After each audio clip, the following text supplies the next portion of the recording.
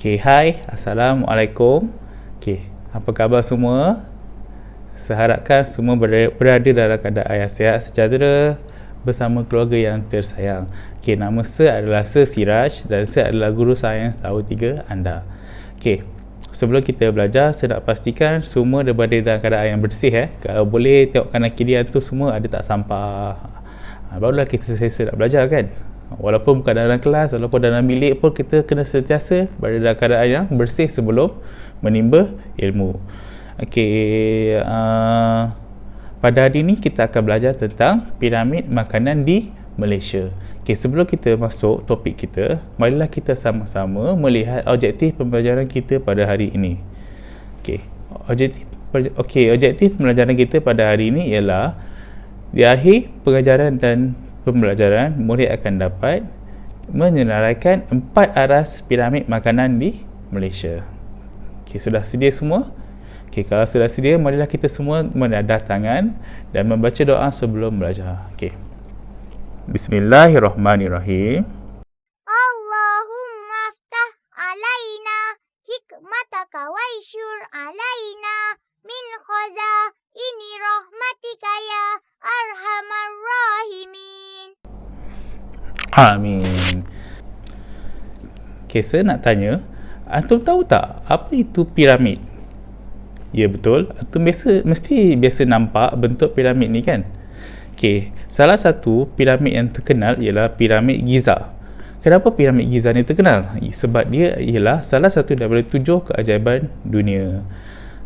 Tapi kalau antum perhatikan betul-betul pada bentuk piramid ni, kita tengok bentuk piramid dia ada 1 bucu di atas dan 4 bucu di bawah. Dan kalau kita cuba bahagikan piramid ini jadi 4 bahagian, seperti ini. Cuba antum perhatikan betul-betul.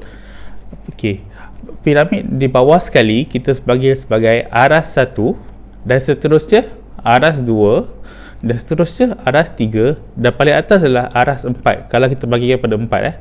Jadi semula aras 1, 2, 3, 4. Saya nak tanya, dalam antara 4 aras ni, aras mana yang paling besar? Ya betul, aras paling bawah iaitu aras 1. Dan aras yang mana paling kecil? Ya betul, aras 4 yang paling kecil. Daripada 4 aras tersebut, antum merasa bagaimanakah yang kita boleh isi benda yang lebih banyak? Mestilah aras 1 kan, sebab dia ruang dia paling besar. Dan aras 4 kita boleh isi benda yang paling sedikit. Sebab itulah piramid makanan Malaysia menggunakan bentuk piramid untuk memudahkan kita memahamkan apa yang kita boleh makan banyak dan apa yang kita boleh makan sedikit. First kali kita akan tengok piramid aras 1. Piramid aras 1 adalah seperti ini. Kalau kita tengok betul-betul, cuba antum senaraikan piramid makanan apakah yang ada daripada piramid 1 ini. Lagi? Betul. Cuba perhatikan aras 1. Aras 1 makanannya kebiasaannya terdiri daripada makanan-makanan berbentuk karbohidrat. Antum semua dah belajar kan tentang karbohidrat, protein dan sebagainya sebelum ni kan. Makanan karbohidrat adalah seperti nasi, mi, roti, bijirin dan ubi. Ini adalah bentuk-bentuk makanan karbohidrat iaitu yang berada dalam aras 1. Jadinya disebabkan makanan ini terletak di aras paling bawah, yang bahagian paling besar, jadinya kita kena makan secukupnya. Ingat aras 1 kita kena makan secukupnya. Sekarang kita tengok bahagian aras 2. Aras 2 kebiasaannya makanannya terdiri daripada apa? Cuba perhatikan. Betul. Dia kebiasaan terdiri daripada sayur-sayuran dan buah-buahan. Sayur-sayuran seperti brokoli, daun salad, timun dan sebagainya, dan buah-buahan seperti anggur, apple, limau, nenas dan sebagainya.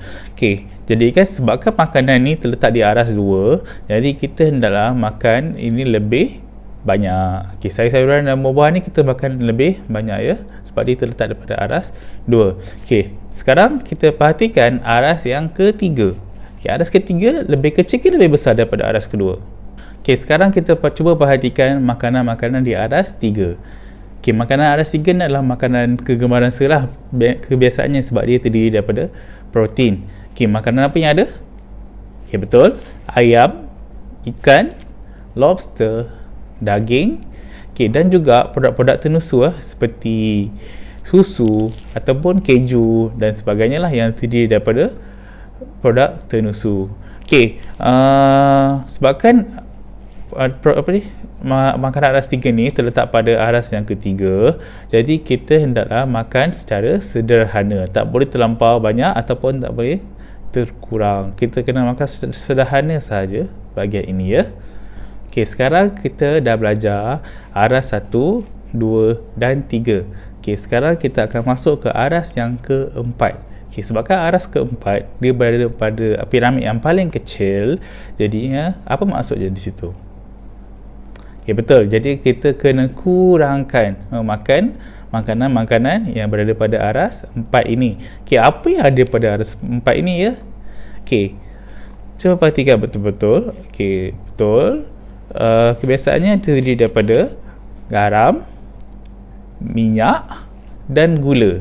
Okey, kalau sebut pasal gula, ni saya nak tekankan sikit. Kalau sebut pasal gula, bukan setakat air yang kita bacur menggunakan gula ya. Okey, tapi semua produk yang menggunakan gula yang banyak, iaitu seperti apa? Okey, makanan aras keempat ni, saya nak tekankan ni lebih, tahu tak sebab apa? Okey, sebab saya tahu anak-anak murid saya suka makan makanan yang aras keempat ni. Sebab apa? Terutamanya terdiri daripada gula. Okay, terdiri daripada gula yang tinggi tu adalah seperti apa? Gula-gula. Okay, nampak tak pada gambar ni? Ada kek coklat, ada kek strawberry, ada donat, ada lollipops dan juga aiskrim. Okay, betul tak saya cakap? Makanan ni adalah makanan-makanan kegemaran antum semua. Okay, bukan saya cakap tak boleh makan boleh makan, tapi mesti dalam keadaan yang kita kena kurangkan makanan itu dalam seharian. Tak boleh berlebihan. Okey, jadi antum semua telah belajar keempat-empat aras piramid makanan di Malaysia. Okey, cuba kita senaraikan balik keempat-empat makanan tersebut. Okey, yang pertama sekali aras 1. Aras 1, apa makanan-makanan tersebut yang ada dalam aras 1? Okey, nasi, roti, bijirin dan sebagainya. Okey, makanan-makanan pada aras 1 kita hendaklah makan secara apa? Secara secukupnya. Okey, kemudian kita tengok pula aras kedua. Okey, aras kedua ada makanan apa? Ya betul, sayur-sayuran dan buah-buahan. Okey, kita hendaklah makan secara apa? Makan lebih banyak. Okey, sekarang tengok pada makanan aras 3, iaitu apa? Makanan-makanan yang terdiri daripada protein seperti daging, ayam, ikan, lobster, telur pun boleh telur dan juga produk-produk tenusu seperti susu, segar dan juga keju. Okey, makanan yang aras ketiga ni hendaklah kita makan secara sederhana. Okey, dan aras keempat. Apa makanan aras keempat?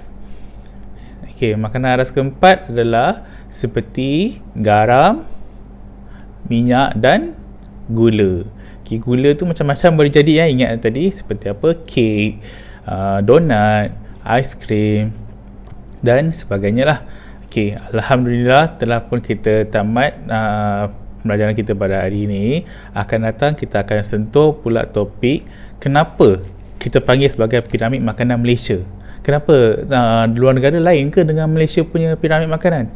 Ya betul, memang lain. Dan sebab apa lain, kita akan sentuh isu ni di topik akan datang. Sebelum tu saya nak cerita sikit lah tentang sekarang ni musim COVID-19 kan. Jadi kita susah sikit nak kawal makanan kita dari segi nutrien, sebab kita makan apa yang ada di rumah saja kan. Tapi walau bagaimanapun kita naklah bersyukur kepada Allah, kerana Allah telah memberi rezeki kepada kita.